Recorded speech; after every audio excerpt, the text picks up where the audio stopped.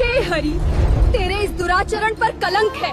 तेरे द्वारपाल राक्षस बनेंगे और तेरी पत्नी का हरण होगा और तू स्वयं विष्णु नाग की तरह वन वन भटकेगा। और उसी पल भगवान विष्णु पत्थर के बन गए। यह कोई मनगढ़ंत कहानी नहीं है। यह कथा शिव पुराण, स्कंद पुराण और पद्म पुराण में वर्णित है। यह कहानी है वृंदा, जलंधर और भगवान विष्णु की। एक समय की बात है, एक शक्तिशाली असुर था, नाम था जलंधर। वह इतना बलवान था कि देवता भी उससे युद्ध में हार जाते थे। लेकिन जलंधर की शक्ति किसी अस्त्र से नहीं, किसी वरदान से नहीं, बल्कि उसकी पत्नी वृंदा की भक्ति से आती थी। वृंदा भगवान विष्णु की परम भक्त थी। उसका पतिव्रत इतना अडिग था कि जब तक वह अपने धर्म पर अटल रही, तब तक कोई भी जलंधर को हरा नहीं सका। धीरे धीरे जलंधर ने तीनों लोक जीत लिए, यहाँ तक कि स्वर्ग लोक पर भी उसका अधिकार हो गया। देवता घबरा गए। उन्होंने भगवान विष्णु से प्रार्थना की, प्रभु यदि यह असुर न रुका तो सृष्टि नष्ट हो जाएगी। भगवान विष्णु ने युद्ध का मार्ग नहीं चुना, उन्होंने छल का मार्ग चुना। स्कंद पुराण के अनुसार भगवान विष्णु ने जलंधर का ही रूप धारण किया और उसी रूप में वे वृंदा के सामने उसके पति बनकर प्रकट हुए।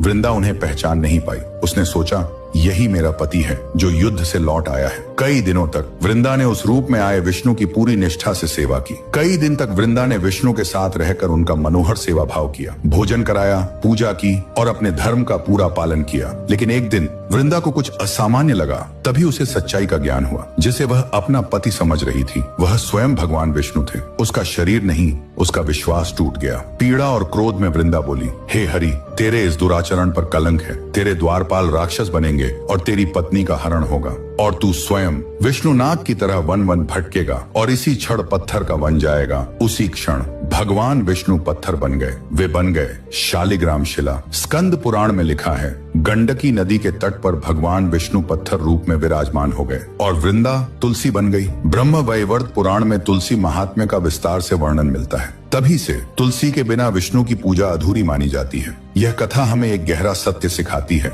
कि ईश्वर भी यदि किसी के विश्वास को छल से तोड़ें, तो उन्हें भी उसका दंड स्वीकार करना पड़ता है। और यही कारण है कि भगवान विष्णु आज भी पत्थर रूप में अपने भक्तों की प्रतीक्षा करते हैं। दोस्तों, इस कहानी को लेकर आपकी क्या राय है, कमेंट में जरूर बताना।